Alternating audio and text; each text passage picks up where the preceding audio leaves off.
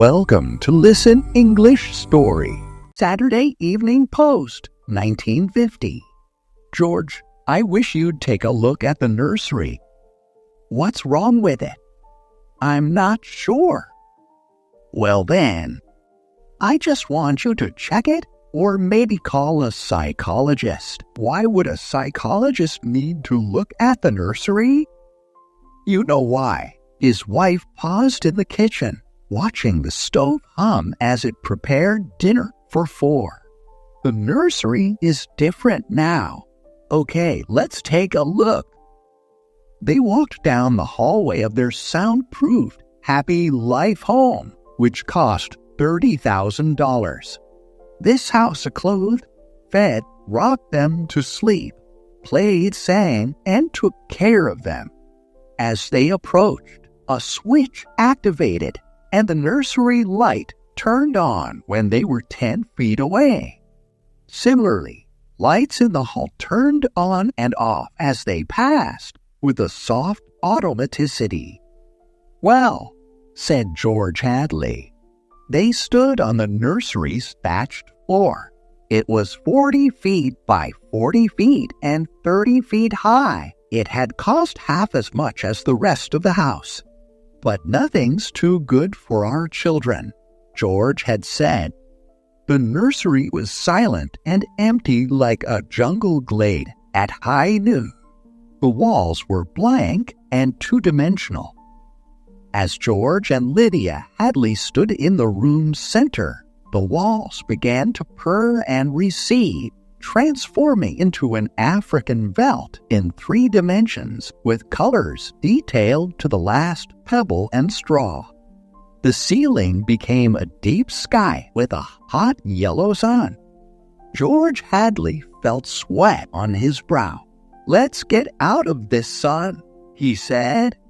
This feels too real, but I don't see anything wrong. Wait a moment, you'll see, said his wife.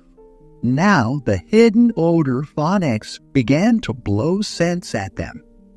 The hot straw smell of lion grass, the cool green smell of the hidden water hole, the great rusty smell of animals, the smell of dust like red paprika in the hot air. And then the sounds, the thump of distant antelope feet, the papery rustling of vultures. A shadow passed through the sky, flickering on George Hadley's sweating face. Filthy creatures, his wife said, the vultures. There are the lions, far over that way. They're heading to the water hole. They've just eaten, said Lydia.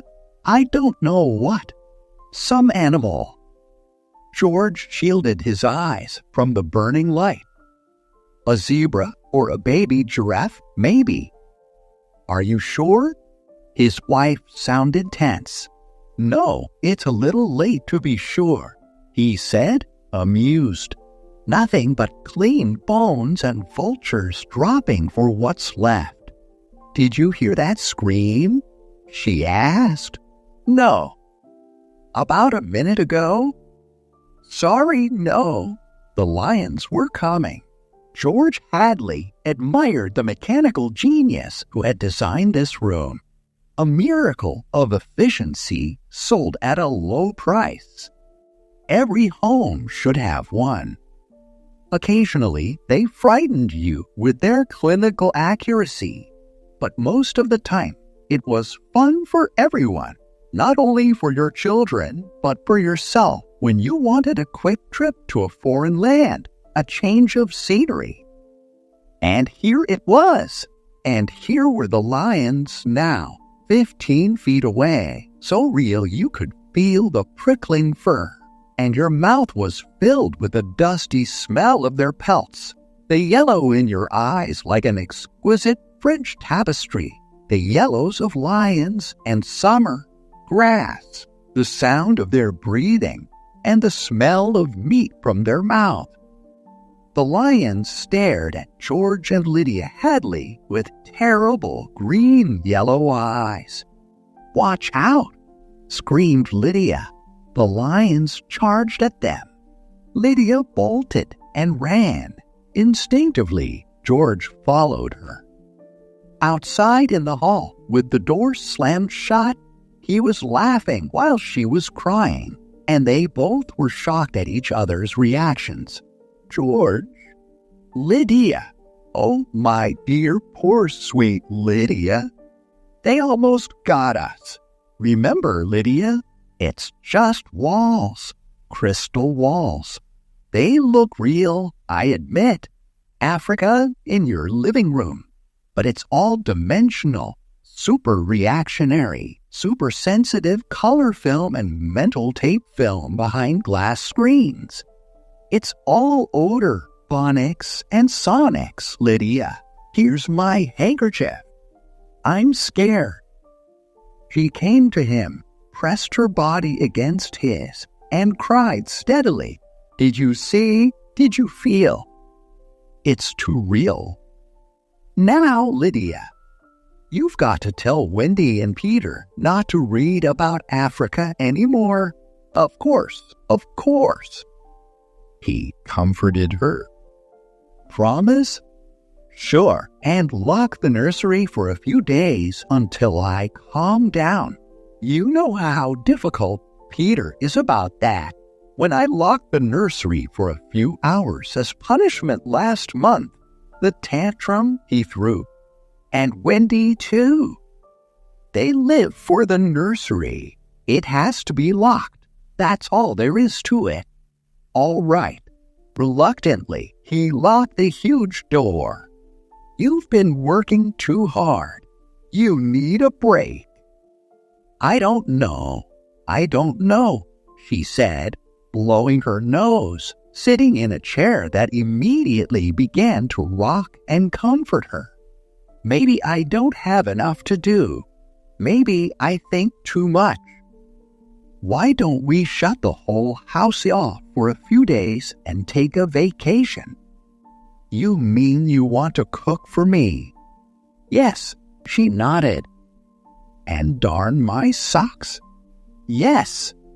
She nodded frantically with watery eyes. And clean the house? Yes, oh yes. But I thought we bought this house so we wouldn't have to do anything. That's just it. I feel like I don't belong here. The house is the wife and mother now and nursemaid. Can I compete with an African belle? Can I bathe and scrub the children as efficiently or quickly as the automatic scrub bath? I can. And it's not just me. It's you. You've been awfully nervous lately. I suppose I've been smoking too much. You seem lost in this house, too. You smoke more each morning, drink more each afternoon, and need more sedative every night. You're starting to feel unnecessary, too. Am I? He paused and tried to look inside himself to see what he really felt. Oh, George. She looked past him at the nursery door. Those lions can't get out, can they? He looked at the door and saw it tremble, as if something had hit it from the other side. Of course not, he said. At dinner, they ate alone because Wendy and Peter were at a special plastic carnival across town and had called to say they'd be late, telling their parents to go ahead and eat. George Hadley, bemused, watched as the dining room table produced warm dishes of food from its mechanical interior. We forgot the ketchup, he said.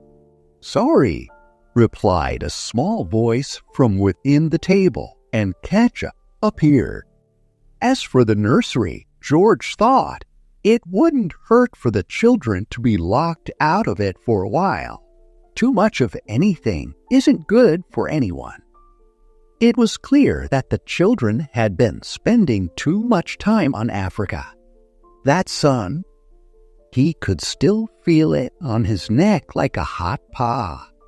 And the lions. And the smell of blood. Remarkable how the nursery captured the telepathic emanations of the children's minds and created life to fill their every desire. The children thought of lions, and there were lions. They thought of zebras, and there were zebras. Sun, sun, giraffes, giraffes. Death and death. That last thought, he chewed tastelessly on the meat that the table had cut for him. Death thoughts. Wendy and Peter were awfully young for death thoughts. Or maybe you were never too young. Long before you understood what death was, you were wishing it on someone else. At 2 years old, you were shooting people with cap pistols. But this, the long, hot African felt the awful death in the jaws of a lion, and repeated again and again. "Where are you going?" Lydia asked. He didn't answer. Preoccupied, he let the lights glow softly ahead of him and extinguish behind him as he walked to the nursery door. He listened against it. Far away, a lion roared. He unlocked the door and opened it. Just before stepping inside, he heard a distant scream.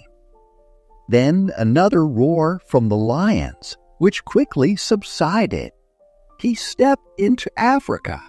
How many times in the past year had he opened this door and found Wonderland, Alice the Mock Turtle, or Aladdin and his magical lamp, or Jack Pumpkin, head of Ozzy, or Dr. Dolittle, or the cow jumping over a very real-appearing moon, all the delightful contraptions of a make-believe world? How often had he seen Pegasus flying on the ceiling, or seen fountains of red fireworks, or heard angel voices singing? But now, it was yellow-hot Africa, this bake oven with murder in the heat. Perhaps Lydia was right.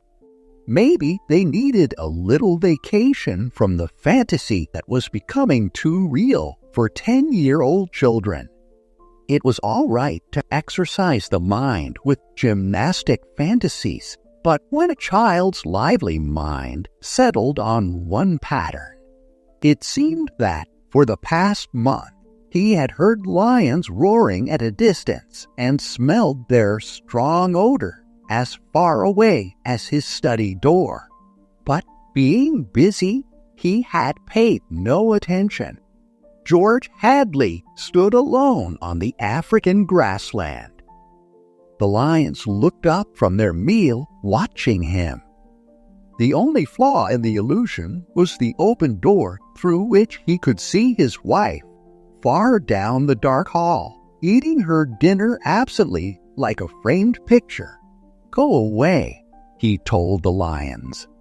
They did not move. He knew how the room worked. You sent out your thoughts, and whatever you thought would appear. "Let's have Aladdin and his lamp," he demanded. The veldt remained, as did the lions. "Come on, room. I want Aladdin," he insisted. Nothing happened. The lions continued mumbling in their baked pelts. "Aladdin." He returned to dinner. "The full room's out of order," he said. "It won't respond." Or what? "Or it can't respond," Lydia suggested, "because the children have thought about Africa, lions, and killing so much that the room's stuck. Could be. Or Peters set it to stay that way." Set it. He might have tampered with the machinery. Peter doesn't know machinery. He's very smart for 10. That IQ of his. Nevertheless. "Hello, Mom." "Hello, Dad." The Hadleys turned. Wendy and Peter were coming in the front door, their cheeks like peppermint candy, their eyes like bright blue agate marbles, a smell of ozone on their clothes from the helicopter trip. "You're just in time for supper," said both parents. "We're full of strawberry ice cream and hot dogs," said the children, holding hands. "But we'll sit and watch." "Yes, come tell us about the nursery," George Hadley said. The brother and sister blinked at him and then at each other. "Nursery? All about Africa and everything," said George with false joviality. "I don't understand," said Peter. "Your mother and I were just traveling through Africa with Rod and Reel, Tom Swift, and his electric lion," said George. "There's no Africa in the nursery," said Peter simply. "Oh, come now, Peter. We know better." "I don't remember any Africa," Peter said to Wendy. "Do you?" "No. Run and see and come tell us." She obeyed. "Wendy, come back here," said George, but she was gone. The house lights followed her like a flock of fireflies. Too late, he realized he had forgotten to lock the nursery door after his last inspection. "Wendy will check and come tell us," said Peter. "She doesn't have to tell me. I've seen it." "I'm sure you're mistaken, Father." "I'm not, Peter. Come along now." But Wendy returned. "It's not Africa," she said breathlessly. "We'll see about this," said George, and they all walked down the hall together and opened the nursery door. There was a green, lovely forest, a beautiful river, a purple mountain, high voices singing, and Rima, lovely and mysterious, lurking in the trees with colorful flights of butterflies lingering in her long hair. The African veldt was gone. The lions were gone. Only Rima remained, singing a song so beautiful it brought tears to your eyes. George looked at the changed scene. "Go to bed," he told the children. They opened their mouths. "You heard me," he said. They went off to the air closet, where a wind sucked them like brown leaves up the flue to their bedrooms. George walked through the singing glade and picked up something near where the lions had been. He walked back to his wife slowly. "What is that?" she asked. "An old wallet of mine," he said. He showed it to her. It smelled of hot grass and lion. There were drops of saliva on it. It had been chewed, and there were blood smears on both sides. He closed the nursery door and locked it tightly. In the middle of the night, George was still awake, knowing his wife was too. "Do you think Wendy changed it?" she finally asked in the dark. "Of course." "Made it from a veldt into a forest and put Rima there instead of lions?" "Yes. Why?" "I don't know, but it's staying locked until I find out." "How did your wallet get there?" "I don't know anything," he said, "except that I'm beginning to regret buying that room for the children.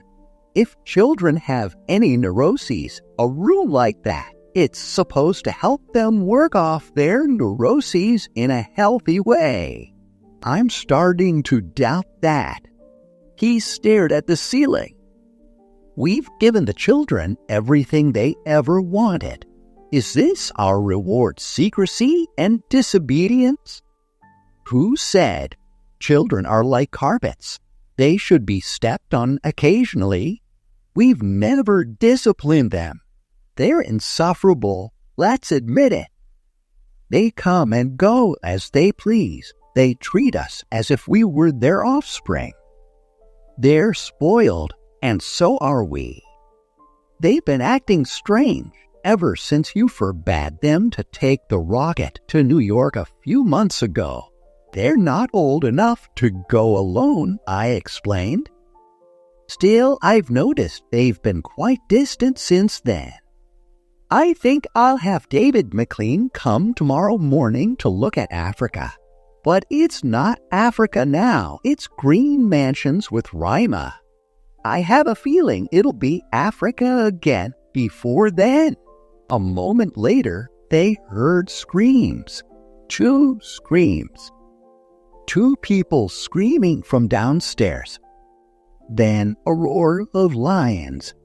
Wendy and Peter aren't in their rooms, his wife said. He lay in bed, his heart pounding. No, he said. They've broken into the nursery. Those screams, they sound familiar. Do they? Yes, very. And despite their best efforts, the 2 adults couldn't be rocked to sleep for another hour. A smell of cats lingered in the night air. Father? Said Peter. Yes, Peter looked at his shoes. He never looked at his father or mother anymore. You aren't going to lock up the nursery for good, are you? That all depends. On what? Snapped Peter. On you and your sister. If you mix in some variety with Africa like Sweden, Denmark, or China. I thought we were free to play as we wished. You are within reasonable limits. What's wrong with Africa, Father? Oh, so now you admit you've been focusing on Africa, do you?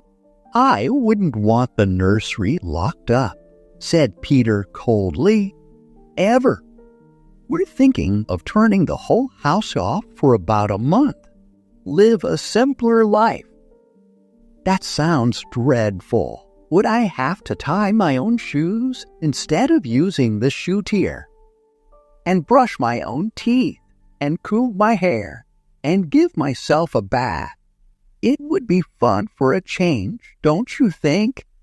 No, it would be awful. I didn't like it when you took out the picture painter last month. That's because I wanted you to learn to paint on your own, son. I don't want to do anything but look and listen and smell. What else is there to do? All right, go play in Africa. Are you going to shut off the house soon? We're considering it. I don't think you'd better consider it anymore, Father. I won't have any threats from my son. Very well, and Peter strolled off to the nursery. Am I on time? Asked David McLean. Breakfast? Asked George Hadley. Thanks. Had some. What's the trouble? David, you're a psychologist. I should hope so. Well, then, have a look at our nursery. You saw it a year ago when you dropped by. Did you notice anything peculiar about it then? Can't say I did. The usual violence, a tendency towards slight paranoia here or there, usual in children because they feel persecuted by parents constantly, but really nothing. They walked down the hall. I locked the nursery up, explained the father, and the children broke back into it during the night. I let them stay so they could form the patterns for you to see. There was a terrible screaming from the nursery. There it is, said George Hadley. See what you make of it. They walked in on the children without knocking. The screams had faded. The lions were feeding. Go outside a moment, children, said George Hadley. No, don't change the mental combination. Leave the walls as they are. Go. With the children gone, the two men stood studying the lions clustered at a distance, eating with great relish whatever they had caught. I wish I knew what it was, said George Hadley. Sometimes I can almost see. Do you think if I brought high-powered binoculars here? And David McLean laughed dryly. Hardly. He turned to study all four walls. How long has this been going on? A little over a month. It certainly doesn't feel right. I want facts, not feelings. My dear George, a psychologist, never saw a fact in his life. He only hears about feelings, vague things. This doesn't feel good. I tell you, trust my hunches and my instincts.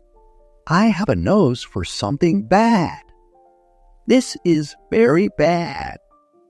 My advice to you is to have the whole damn room torn down and your children brought to me every day for treatment for the next year. Is it that bad? I'm afraid so.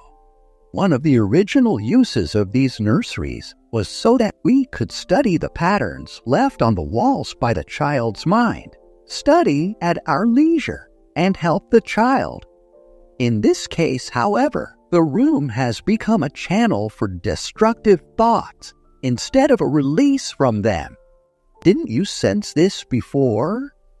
I sensed only that you had spoiled your children more than most, and now you're letting them down in some way.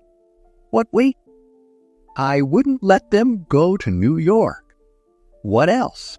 I've taken a few machines from the house and threatened them a month ago with closing up the nursery unless they did their homework.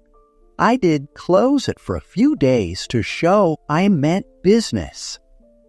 Ah, does that mean anything? Everything.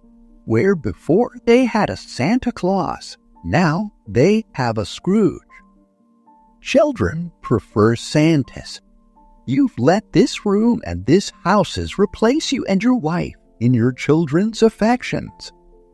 This room is their mother and father, far more important in their lives than their real parents. And now you come along and want to shut it off. No wonder there's hatred here. You can feel it coming out of the sky. Feel that sun. George, you'll have to change your life. Like too many others, you've built it around creature comforts. Why, you'd starve tomorrow if something went wrong in your kitchen. You wouldn't know how to tap an egg. Nevertheless, turn everything off. Start new. It'll take time. But we'll make good children out of bad in a year. Wait and see. But won't the shock be too much for the children, shutting the room up abruptly for good? I don't want them going any deeper into this, that's all. The lions were finished with their red feast. The lions were standing on the edge of the clearing, watching the two men. Now I'm feeling persecuted, said McLean. Let's get out of here. I never have cared for these damned rooms. Make me nervous. The lions look real, don't they? Said George Hadley. I don't suppose there's any way. What? That they could become real? Not that I know. Some flaw in the machinery? A tampering or something? No, they went to the door. I don't imagine the room will like being turned off, said the father. Nothing ever likes to die, even a room. I wonder if it hates me for wanting to switch it off. Paranoia is thick around here today, said David McLean. You can follow it like a spore. Hello. He bent and picked up a bloody scarf. This yours? No. George Hadley's face was rigid. It belongs to Lydia. They went to the fuse box together and threw the switch that killed the nursery. The two children were in hysterics. They screamed and pranced and threw things. They yelled and sobbed and swore and jumped at the furniture. You can't do that to the nursery. You can't. Now, children. The children flung themselves onto a couch, weeping. George, said Lydia Hadley, turn on the nursery just for a few moments. You can't be so abrupt. No, you can't be so cruel. Lydia, it's off, and it stays off, and the whole damn house dies as of here and now. The more I see of the mess we've put ourselves in, the more it sickens me. We've been contemplating our mechanical, electronic navels for too long. My God, how we need a breath of honest air. And he marched about the house, turning off the voice clocks, the stoves, the heaters, the shoe shiners, the shoelacers, the body scrubbers and swabbers and massagers, and every other machine he could put his hand to. The house was full of dead bodies, it seemed. It felt like a mechanical cemetery. So silent. None of the humming hidden energy of machines waiting to function at the tap of a button. Don't let them do it, wailed Peter at the ceiling as if he was talking to the house, the nursery. Don't let Father kill everything. He turned to his father. Oh, I hate you. Insults won't get you anywhere. I wish you were dead. We were for a long while. Now we're going to really start living. Instead of being handled and massaged, we're going to live. Wendy was still crying, and Peter joined her again.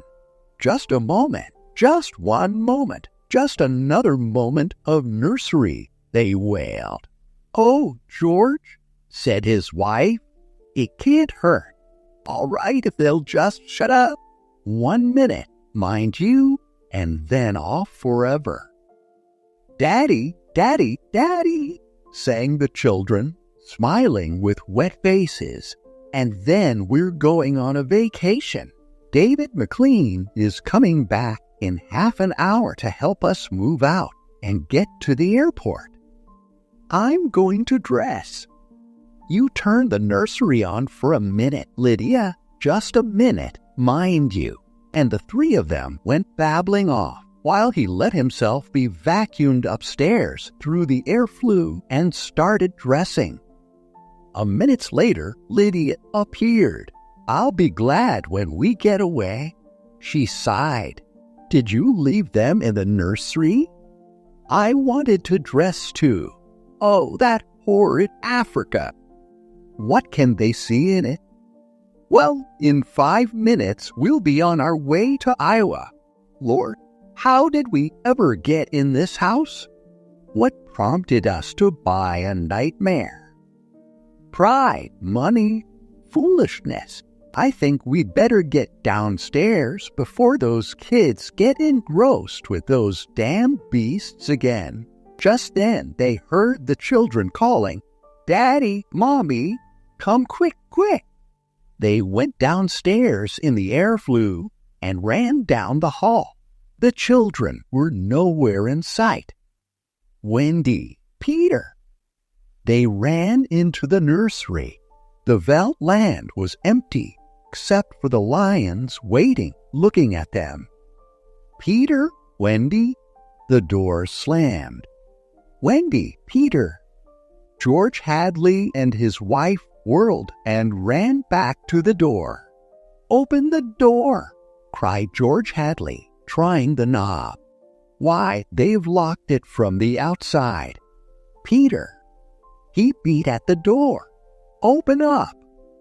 He heard Peter's voice outside against the door. Don't let them switch off the nursery and the house, he was saying. Mr. and Mrs. George Hadley beat at the door. Now, don't be ridiculous, children. It's time to go. Mr. McLean will be here in a minute, and then they heard the sounds. The lions on 3 sides of them in the yellow veldt grass, padding through the dry straw, rumbling and roaring in their throats. The lions. Mr. Hadley looked at his wife, and they turned and looked back at the beasts edging slowly forward, crouching, tails stiff. Mr. and Mrs. Hadley screamed. And suddenly they realized why those other screams had sounded familiar.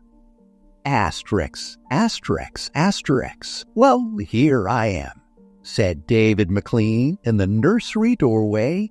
Oh, hello. He stared at the two children seated in the center of the open glade, eating a little picnic lunch. Beyond them was the water hole and the yellow veldt land. Above was the hot sun. He began to perspire. Where are your father and mother? The children looked up and smiled. Oh, they'll be here directly. Good. We must get going. At a distance, Mr. McLean saw the lions fighting and clawing, and then quieting down to feed in silence under the shady trees. He squinted at the lions with his hand tipped to his eyes. Now the lions were done feeding. They moved to the water hole to drink. A shadow flickered over Mr. McLean's hot face. Many shadows flickered. The vultures were dropping down the blazing sky. A cup of tea? Asked Wendy in the silence. Thank you so much for watching until the end. I hope you enjoyed the video.